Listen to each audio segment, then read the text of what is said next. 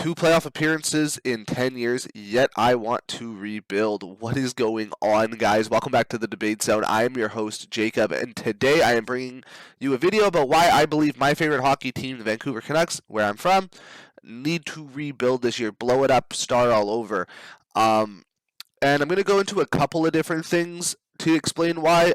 Everything from ownership to player contracts to just not enough talent. And I'm going to start with the owners, like I previously just said. So with the owners, the reason why I think it's such a big issue is the Accolades have shown that while they do want to win a Stanley Cup, and they've been, out forth about that, it's really about the playoff money revenue.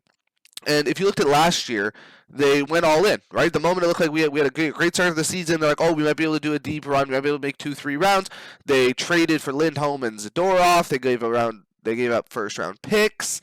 And ultimately, we lost to Edmonton. Be that as it may, in 7, it was a close series. I don't think any of us even thought if we won that. I mean, maybe people thought we could go into Dallas and into Florida and win. I personally still wouldn't have taken that. However, the owners went all in, and then this year, it's fallen apart. It's been one of the most disastrous seasons as a Canuck fan that I've had. Start to finish, it was brutal to watch. The Pettersson, JT Miller, Demko constantly injured, Hughes injured.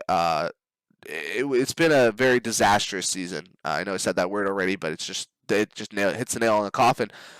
And with the owners, they do this like retooling thing where they'll tank for a year or two, and then they'll trade their first round picks, try to develop. They'll sign horrible long term free agent deals. Look at Meyer's contract back in the day was horrible. Louis Eriksson's contract was horrible. OEL at the time, and he blew up Pruitt wrong, but that was horrible.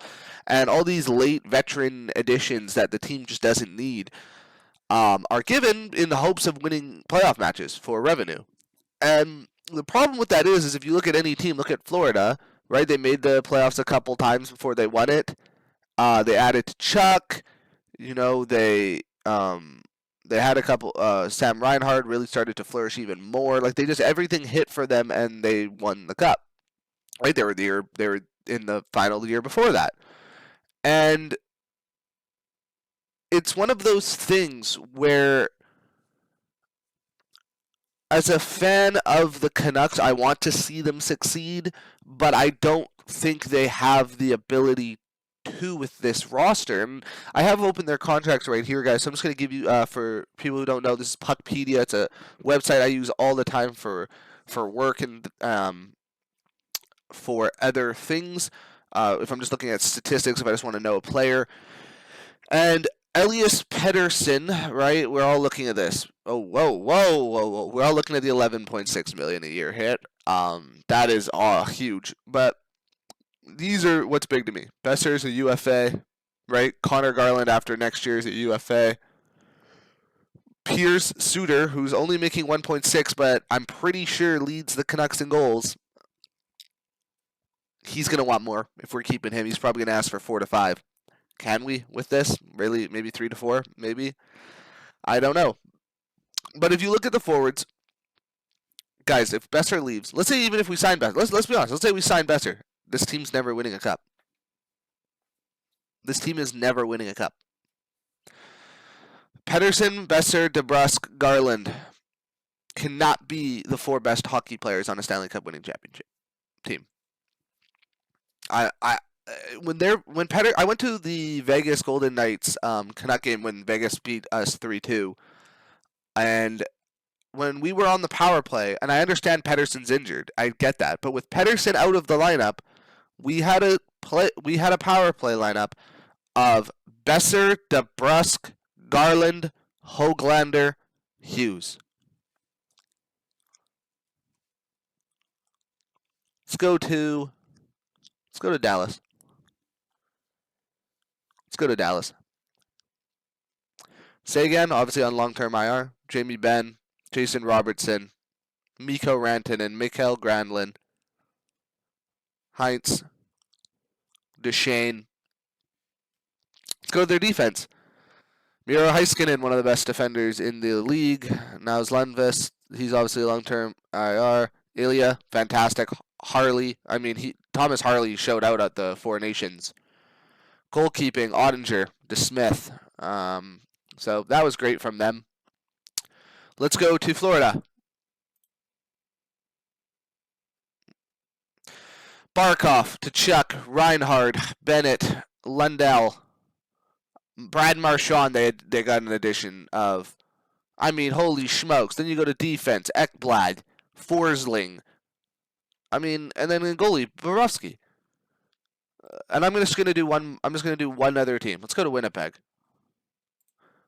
A team that has been rebuilding before these last few years. I mean, guys, like, do I even need to say anything about this? Holy smokes! Morrissey, Damelli, Shen, like, best goalie in the world.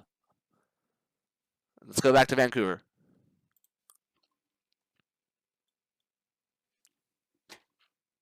Our first line's their third line. Our second line. What happened last year was the exception to the normality, not the normality, and the Canucks bet wrong. You see, we had Quinn Hughes playing at literally a Norris Trophy winning caliber. He won the Norris. So you had Quinn Hughes winning the Norris, Pettersson and Miller both over 100 points. Besser had, 40 goals last season? Lindholm was good. Zadorov was pretty solid. Connor Garland was, on our third line. He would be our third best player. Fourth best player. Everybody hit on every cylinder. They were all peaking at the right time, and it led to a second round exit. With everybody at perfect peak. That was the limit of the core we built when we rebuilt last time, right? And it was great picks. Besser into Pettersson into Hughes is one of the craziest 3-year drafts. That's the best 3-year draft the Canucks have ever had. But that's just a crazy draft in general. That is 3 core players. But this core just can't be good enough. And if we stick to wanting more, if we stick to, but I love Besser. Brock Besser is one of my favorite Canucks. Him and Quinn Hughes are and Dakota Joshua are the 3 favorite players on the Canucks. But if he wants, and rightfully so, $10 million a year, and we're offering him 8 by 5, I think was the number. If Minnesota offer him 10, can we blame him if he walks? But here's where the thing is. I think we have to let him walk, guys. I think we need to let Besser walk. And I think we need to basically be awful. We need to be where the Blackhawks and the Ducks and the San Jose Sharks were for the last 3 years. We should be competing for the shot of Gavin McKenna. There's no excuse. That guy is a generational talent. Because imagine this team, right? Imagine this team, but DeBrusk's Bedard instead. Or imagine this team and Philip Cheadle, I always pronounce his name wrong, is Gavin McKenna. That is where we need to be. And through a few years, we can find other Brock Bessers. We can find other Jake DeBrusks. And how Pettersson is playing, we can certainly find more Elias Petterssons. We have found another Elias Pettersson. We literally found the same guy. And we need to be awful so that we can be great. We need young talent. And when we get the young talent, this is the most essential part, guys. Please comment below if you agree. Please comment below if you disagree. I don't know what happened. My thing crashed. Okay, sorry, guys. Anyway, back to the most important thing. With the Canucks, please, Canucks, listen. When you start rebuilding and we finally hit that playoff run again, don't trade our first-round picks. You need young, cheap contracts while you're in your peak to have a shot to really win. If all your players are demanding their top-tier 11.6, 6.8 million, you don't have enough room. But if you can get a second, third liner on a rookie deal, right? Well, I know Höglander's, look at that, right? Look where Höglander's costing us this year, right? Compared to the extensions afterwards, right? So if you can sign players that are young and keep the talent flowing, maybe, we're drafting 22nd because we got out in the second round. And that 22nd second round player, second overall pick, maybe he develops into a really solid third liner for our championship team as we're pushing. But if we trade every first round pick we get for people that are rentals that leave that next year, the only teams that should do that are the Floridas, the Dallases, the Edmontons, the people who have shown that they can get to the finals and be there, and this team is missing a piece. The Canucks missed 6 pieces and traded a first round pick for it, which could have been a long term piece. And that hurt us, guys. And I'm going to show you who I would add to our rebuild. So who I would keep and who I would let go of. And comment below who you would keep if you were the Vancouver's GM. I want to get some bantering, guys. I want to talk to all of you. I respond to every single comment. Let's get this going. Okay, so Pettersson, he's not moving. I would move him. I honestly would.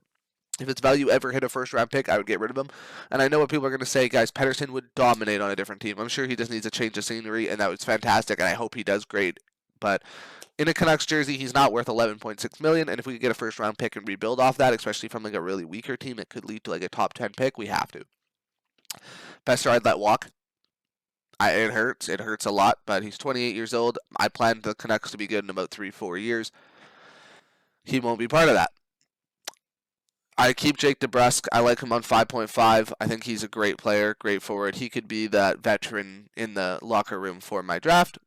Connor Garland, same way. I'd keep him. However, when he comes up to this, if he wants more than 5, he's gone. We're not giving you more than 5. Cheadle, sure. He hasn't had the best year. 4.5 is a big calorie hit. But he signed up until 2027. We can just let him go there if he's not performing where we want. Dakota Joshua stays. Great energy. I would drop Teddy. Bluger's just getting a little old for my rebuild. Wouldn't be the best of things. I'd sign Piers Suter to, if he wants 3, I'd give him $3 million for like 4 years. Keep him for the beginning of the rebuild. Kiefer Sherwood, worth his weight in gold. Guy hits. However, probably drop him at this contract. He's 30 years old. Unless he only wants to stay at that $1.5 million, I would let him go. Höglander staying, of course. Drew O'Connor staying, of course. Ratty, I would sign again. I like this kid. He's only 22. I don't think we should get rid of our young talent. So both these boys I would sign back up. See how that goes. Defense, I mean, guys, is there any question? I mean, when he hits here, you throw him 15 a year. You throw it. I don't care. I don't care. You throw him however much money he wants. If he wants to date the Aquilini's daughter, he can. This guy, whatever he wants, whatever money he wants to stay, Quinn Hughes gets it. Philip Hronik, I mean, we're stuck, but he can stay. Basically, these 4 I'm cool with, and then I would just start.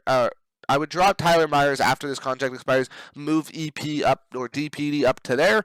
And then Mancini, whatever, he hasn't been horrible. But I would start to look to build 2 more defensemen. Drop Myers, put a Pettersson up.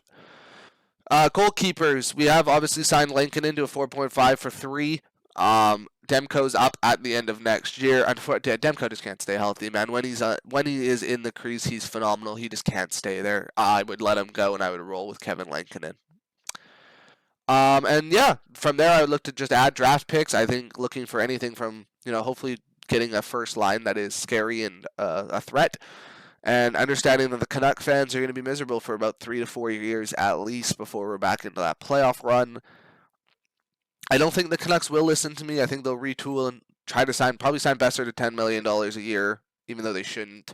And they'll just continue to sit in this first round exit or barely miss stage like they are now. I do love this team. I love the fans. I really do hope they'll be great. And I'm excited. I think the Canadians they should qualify, assuming Columbus drop a point and they get a point in their last game. But assuming that's 5 Canadian teams, which is incredible at this time. I don't see a lot of playoff runs with 5 Canadian teams. So that is super cool. Battle of Ontario first round. And yeah, guys, let me know about hockey playoffs. I was thinking I might do my own bracket next video. Leave your comments on anything to do with any sport. I try to learn all of them. There's certain sports I'm not super familiar with. Shout out, to Rory McIlroy for winning the Masters and getting the career Grand Slam. That was so cool to watch. Thank you, guys. I'm back. I'm going to try to stay consistent. I love doing this. It's so much fun. Thank you guys so much. Have a great